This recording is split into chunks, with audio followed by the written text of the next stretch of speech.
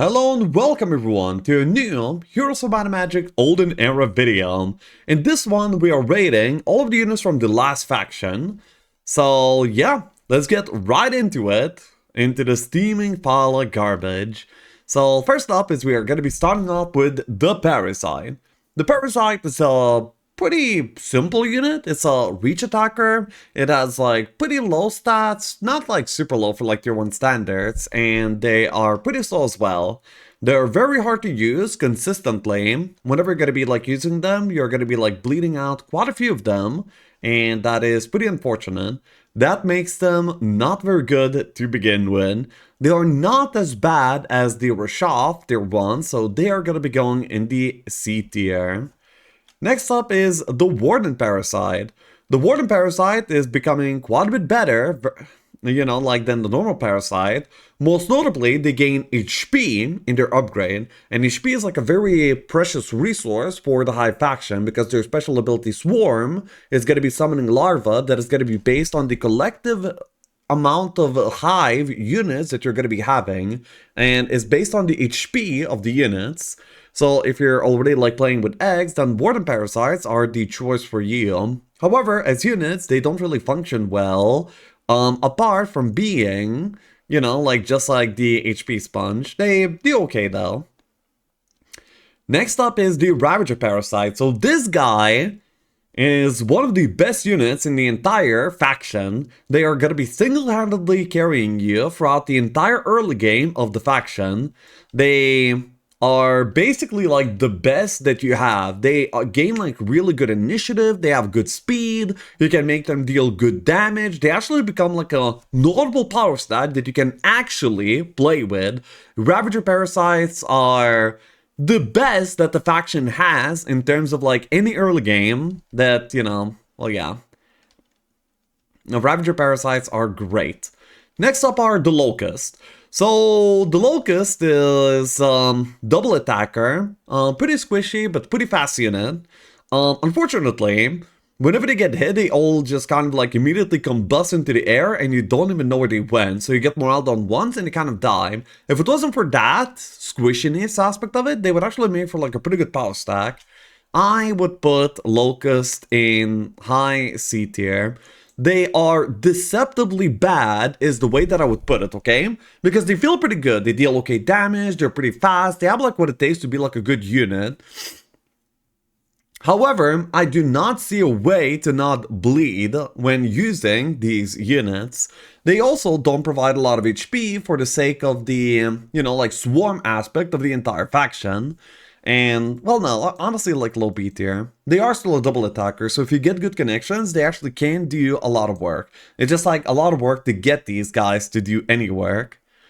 And then the two Locust upgrades. So the Harvester Locust is going to be the more offensive upgrade, where they're going to be like a pretty high damage attacker. With a double attack, they're going to be dealing a lot of damage. However, they basically deal their damage once, because, they hit once, they get retaliated on, and then the second hit is not going to be that much, unless you're like taking retaliations, I suppose. Anyway, I would say that the Harvester Locust is not very impressive and are barely an upgrade to the Locust. Next up is the Overgrown Locust. And the Overgrown Locust gets the very, very important parry ability, giving them some viability with Riposte Mastery. There's like some ideas of that if you can get enough of them. They're also like very hard to hit because they have that parry. They become a much more manageable unit, and also they gain actually like some decent HP, so they are usually the Locust upgrade of choice, and they honestly do okay.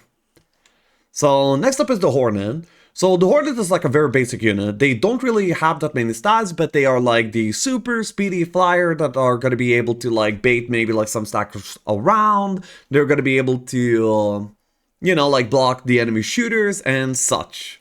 The basic Hornet is a pretty okay unit. Not terrible, not great, they're just like B tier.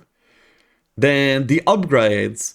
So the Chanter has like pretty low initiative, however it has insane speed and that is pretty important. They also gain quite a bit of HP. Because of the HP, I would say that they are the late game upgrade, because whenever you're going to Hive late game, you're going to be playing with Larva a lot. And then the HP pool becomes the matter. So this is the upgrade of choice for late game Hive, in my opinion. In many scenarios, but not necessarily all of them. And you will also want to have like some high initiative creature, and if you don't have like any of the higher tier creatures, then the Stingers will be your high initiative unit of choice. However, chances for their HP are going to be getting like high B tier. They don't really function that well as a power stat because of their like low initiative, of course, but they do a pretty good job in scaling the battlefield in a single turn. Not bad. Next up are the Stingers. These guys are some of the nastiest creatures to meet out in the wild because they have a guaranteed death stare. Whenever they hit a unit, even a 1-stack, it's going to be guaranteed to kill at least one of that unit. I mean, it will be killing an extra flat 1 unit that they attack, up to tier 6 even. So they're very good at choosing out like early dwellings if you don't have otherwise the power to do them. And they also have like really high initiative, being your utility unit of choice. I would say that they usually don't have enough power, stats in order to be like the designated power stack, but they do well as like a high utility stack of choice. They are going to be going into low A tier. Next up is the Scorpion. So, Scorpion is the beefiest brother of the entire faction. They have like 45 HP as a tier 4 unit, pre-upgrade. And they also pack a punch, and they have the ability to evolve defense, attack, or speed, whatever you need during a fight. These guys are deceptively strong. You might look at them and see them as a filler unit, but when you have like enough of these brothers, they become like a very impressive force. Like, few weeks worth of growth of these is already like an insane amount of HP for your army, and they also can deal a lot of damage as well. Scorpions are actually really, really good. Well, I mean, relatively speaking in Hive faction, you know, like, to be good in Hive, you have to just not be trash, and then you're highly esteemed, like, oh my god, there's like a non-trash unit on Hive kind of deal. So, I don't know. They go like in high B tier. Might be like a little bit too much praise, but sure. Then the Volcanic Scorpion gains 15 HP. These guys are absolute meat gods. Whenever you have like some of them on the battlefield, they feel indestructible. You cannot hit them. Just like too much HP. You will kill too little. The retaliation will be too big. Their only problem is they're like pretty low utility. They don't have high initiative, they don't have high speed. So connecting them onto the opponents is going to be pretty hard, but when you're playing like later stages of Hive, they're kind of perfect. Because they can just guard all of the other stacks of your faction. You know, like if something wants to, you know, like prey upon the weak low tier stacks and, you know, get your HP pool to be lower, the Scorpions are going to be able to do a number on anything that comes your way. So, yeah. The Volcanic Scorpion, I think, is an A tier unit. And the more aggressively statted option, the Spelean Scorpion, I think, is actually just barely an upgrade over the normal Scorpion, because their beefiness is their selling point, in my opinion, and the Spelean Scorpion is not really any beefier than the normal Scorpion, so yeah, there's not really much of a point.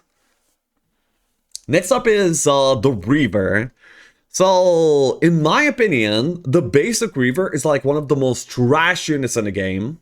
I'm probably the lowest rated tier 5 unit in the entire game. Their damage range is 10 to 40, and there's like no easy way to enforce the fact that they would deal like max damage. There's not like a spell like Bless, as there was in your stream, that will just make them deal that max damage. So whenever you're, you know, like hitting anything with them, you're gonna be just rolling an insane roulette where you can either one-shot something, or you can kill like nothing and the retaliation will just kill the hell out of this unit. They have like abysmal HP, no defenses. Whenever anything just looks their way, they will immediately die. They are garbage and super unreliable. And then next up is the Maniacal Reaver. Now, Maniacal Reaver is probably one of my favorite units in the entire game. And honestly, sometimes I queue up to play a game of Hive, and the only reason why I do it is because the Maniacal Reaver exists. This guy is my, yeah, my goat.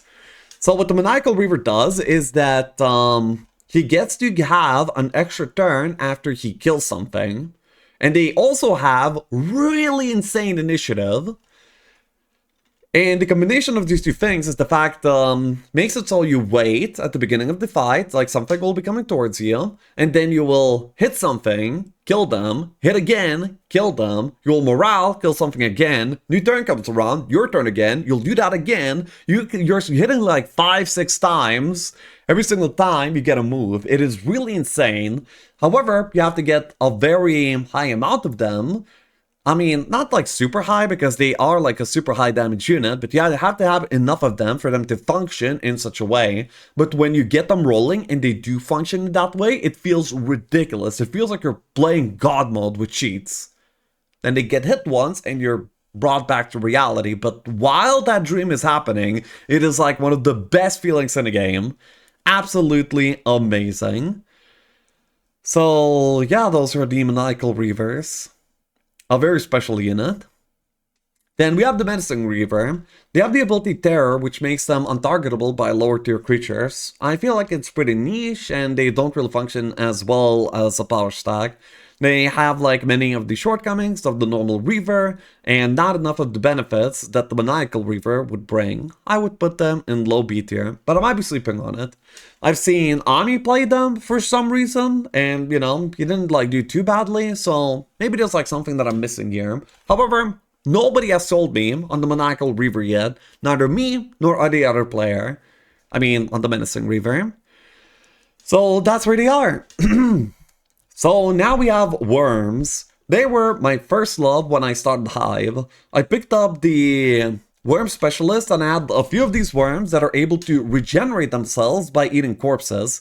They can even regain lost units. And they are super tanky and very healthy. They are the all-rounder of the faction. They do everything pretty well. Their downside is their accessibility. They have like a lot of prerequisite buildings if you want to build them, and also Hive as a faction kind of wants like more units as well. And you know, it's really hard to get these like pretty expensive and hard to build tier 6 creatures going if you're going to be like trying to like micromanage getting like everything else. So that is like their main downside. However, if you're playing them, you're going to be having like a pretty good time. The basic worms are a low A tier unit. Then their upgrades. The Pyroboros becomes a range utility while also not losing their melee capabilities either. Pyroboros also has like that area attack where they're going to be like hitting a target and then hitting everything around it. And just like the Magog, they can also like choose to target ground so you don't hit your own units. So you can like specifically target, you know, like a few units of choice. Pyroboros feels also amazing to use. However, not many games are going to be like supporting Pyroboros, so despite them being amazing, you're not going to be like seeing them in many of your games. Next up is the Devourer. So Devourer goes very hard on the beefy melee identity of the Wormo. They are... Honestly, their stats are pretty ridiculous. They're very high, and they have the special ability to kill something off when there's gonna be like about a third of them left. He's gonna be able to like just eat that stack up. However, I feel like this ability is like pretty weird. One, it costs free focus. That's an exorbitant amount of focus that you need to use. And also, if your Devourer power stack is not killing a third of the stack that you're going to be hitting, then you're probably in dire straits already.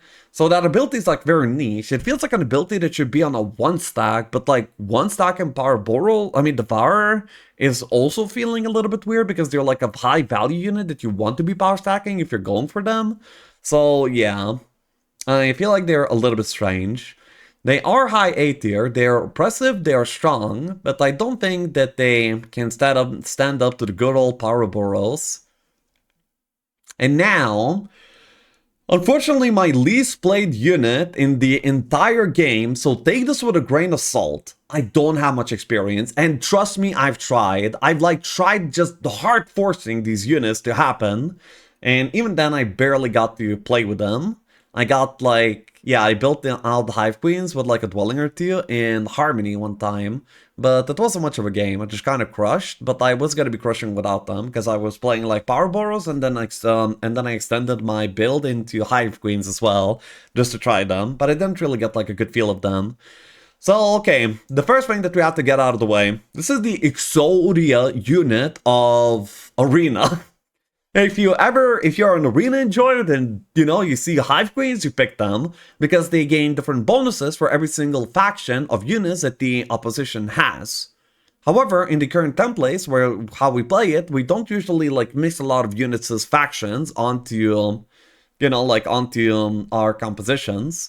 So that effect is more useful for the arena, where you get, like, a bunch of, like, random type of army. They have the Contaminated Blast, which is like a huge AoE that deals a lot of damage, but getting that much focus and spending that much focus on that is pretty hard, because usually all of your focus goes into, like playing with Larva whenever you're playing Hive. At least it should. Your Larva should be good enough for you to want to spend your focus there. Then what else did they have? They're like pretty high initiative, like pretty well statted tier 7. Their build path is atrocious. You have to build like almost all of the faction out before you can get them. So that's a struggle. So they are like the big payoff. Oh, they also make you deal 25% more magic damage, which is insane, making them a pretty good one stack to have around. So that's pretty awesome. I actually, before making this video, was not exactly aware of that, but now whenever I see like a dwelling, I will definitely be watching out to have a Hive Queen in my army if I can. So yeah, the basic Hive Queen, because of their utility, gets B tier. It's only B tier because their build path is atrocious. You're not really going to be power stacking them, usually going for something else is better. However, their utility still makes them worthwhile to have. Then the Hive Mother has the big Contaminated Blast that deals 100% damage instead of the 50% that the Hive Queen does. They also can share the effects of like the bonuses from the other factions. They can actually share it with all the other units too. So that's maybe sometimes nice, but I feel like it's pretty niche. They also have insane initiative, which is useful in some scenarios, but honestly, not that great. I'm not very sold on Hive Mothers. I would take either one of these for just my 25% extra magic damage. Thank you, goodbye. Now, the Hive Huntress. So, the Hive Huntress is basically the Arc Devil from Heroes of Might and Magic 3. They have like a huge scythe, they're really fast, they have like high utility, and they also have like the Swift Strike as well. So I feel like they're pretty obvious, like Arc Devil counterpart, and they look cool, they are cool, they're useless. I know it's a little bit counterintuitive, but like, you're not really going to be power stacking them, and this is a unit that you really want to be power stacking based on the way that it's made. At least not in the current patch, maybe at some other point. So yeah, that is the Hive tier list. If you, like take a look, there's like not many base units that are A tier or above. There's only like one unit, and you have to like make an upgrade for it. And by the way, like building out the Hive units is like so hard because like, you want to grab your tier 3s. Okay, well that's 10 wood. Okay, then I guess I also want my tier 4s. Well, that's 10 ore. And then, then the basic Locust is like 5 wood, 5 ore. And then you also want to build economy at the same time, and you also want to double build because, you have like more towns, you want to be making use of out of all of that. You cannot have enough wood and ore in order to play this faction. And even when you do have enough wood and ore, these are like usually like pretty slow units that don't really like stand out that much until you get to like the later stages. But you're not going to be hitting the later stages, so most usually. Basically, yeah, the faction, the way that it is right now, does not really feel very good. It's so much hard work to get it to function. And when you do get it to function, it's also like counterintuitive because like the most optimal playstyle for this faction that has 7 melee units in every single tier. Well, I guess Pyroboros is an exception, but like it's a pretty niche exception, to be honest. Basically, this is like a 7 million unit faction, so the gameplay is like really hard. But then when you get like the big payoff of having like a huge swarm, the optimal playstyle is to actually like sit the hell back and just spawn some larvae at the other side of the map, be it basically like a summoner playstyle. So the path there does not make sense, the payoff doesn't really make sense, the faction is super hard to play and not as rewarding as like some of the others. And that's reflected in the fact that like everything is like B tier at best. So yeah. Pretty rough for Hive. We're expecting a big patch next week, and honestly, I'm pretty sure that the developers have their eyes on Hive being the worst. So we'll see what that brings. But this is my current look at the faction. I thank you so much for watching. We are now done with the tier list of the faction units. I believe I'm going to be just reviewing like straight up all of the items. Whatever, how many items there is, I feel like I have a pretty good, outlook on them already. So yeah, we're going to be doing that. Going to be a long one. And also, thank you for Dezel for making all of these tier lists on the tier maker. They are great, very professional looking, and saved me quite a bit of work as well. They were a pleasure to use. So yeah, see you next time. Bye bye.